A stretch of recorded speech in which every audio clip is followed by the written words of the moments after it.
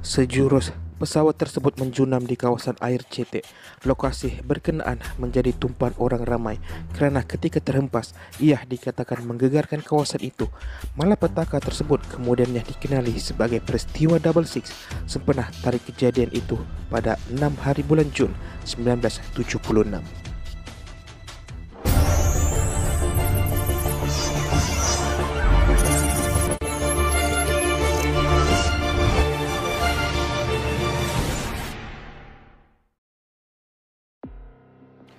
Setelah sekian lama, sesetengah daripada penduduk Sabah masih mengingati peristiwa tersebut dan sehingga kini masih tertanya-tanya punca sebenar di sebalik tragedi ini.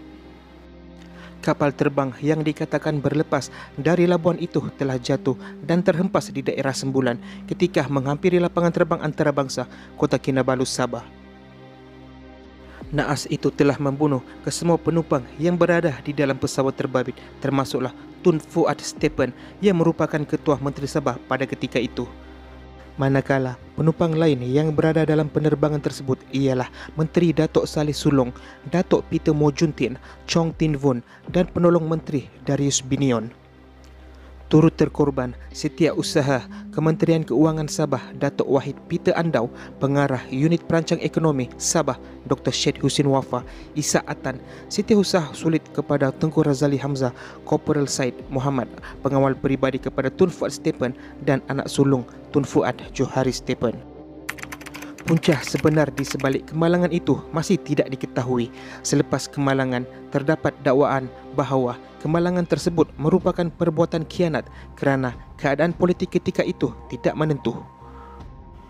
Berdasarkan laporan, pesawat itu tidak menghadapi sebarang masalah teknikal dan cuaca pada hari tersebut sangat baik sewaktu pesawat berlepas dari Pulau Labuan. Begitu juga dengan keadaan cuaca di Kota Kinabalu. Satu persoalan yang berpaksikan kepada sebuah persepsi yang kekal menjadi persoalan yang tiada berjawapan. Rombongan ini sedang menuju ke Kota Kinabalu untuk menandatangani perjanjian 10% hasil minyak akan diberikan kepada Kerajaan Sabah dan Sarawak. Sebelum menaiki pesawat tersebut, Allahyarham Tun Fuad ada menyatakan bahawa jumlah 10% itu adalah terlalu kecil dan ada yang mengatakan berkemungkinan Tun Fuad tidak bersetuju akan jumlah tersebut.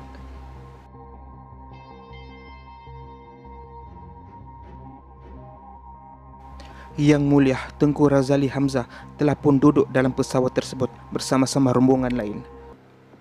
Tetapi di saat-saat akhir, Datuk Haris mengajak Tengku Razali turun dari pesawat tersebut dengan alasan ingin menjemput Tengku Razali merasmikan kandang lembu di Kudat.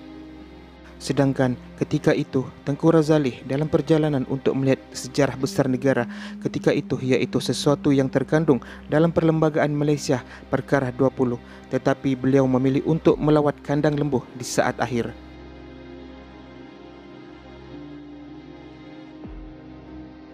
Punca kemalangan ialah kerana pesawat Nomad itu lebih muatan. Sepatutnya 6 penumpang sahaja tetapi dinaiki 11 orang.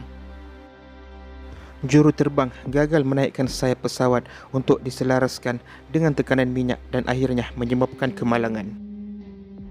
Sejak itu, kerajaan tidak menggalakkan VIP menaiki pesawat sama pada waktu serentak, terutama membabitkan jumlah yang ramai.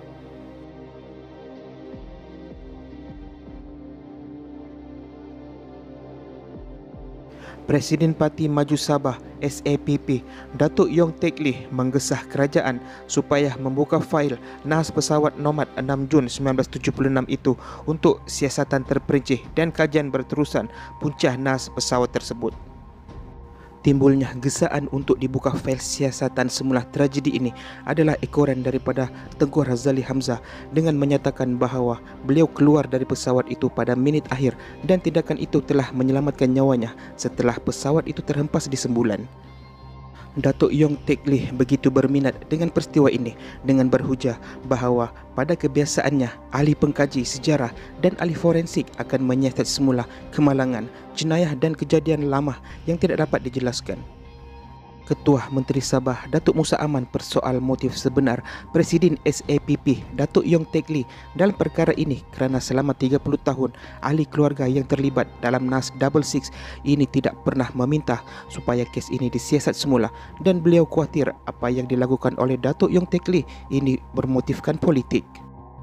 Dakwaan terbuka oleh Datuk Yong ini juga mendapat reaksi daripada bekas Ketua Menteri Sabah iaitu Datuk Haris Saleh menganggap gesaan membuka semula siasatan ke atas nahas kapal nomad itu adalah berniat jahat.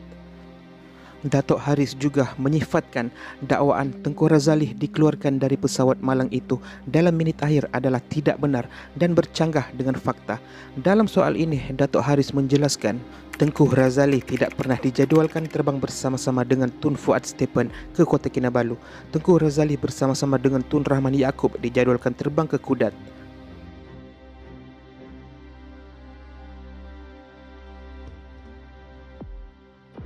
Tugu peringatan 66 adalah sebuah memorial yang terletak di Sembulan di dalam kawasan kompleks perumahan Taman Grace di Kota Kinabalu, Sabah bagi mengingati tragedi kemalangan pesawat pada 6 Jun 1976 dikenali sebagai tragedi 66 yang telah merenggut nyawa Ketua Menteri pertama Sabah iaitu Tun Fuad Stephen beserta 6 menteri yang lain.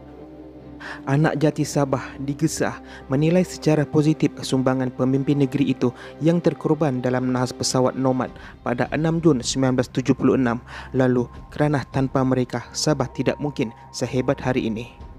Sehingga ke hari ini, kertas siasatan ke atas peristiwa yang penuh dengan misteri dan teori konspirasi ini yang terus mencetuskan pelbagai persepsi ini tidak dibuka semula. Kejadian yang mengorbankan orang yang berkepentingan dalam memajukan negeri Sabah pada waktu itu, namun tiada yang dapat menghalang apa yang telah ditetapkan oleh Allah. Sama-sama kita sedekahkan Al-Fatihah kepada mangsa yang terkorban.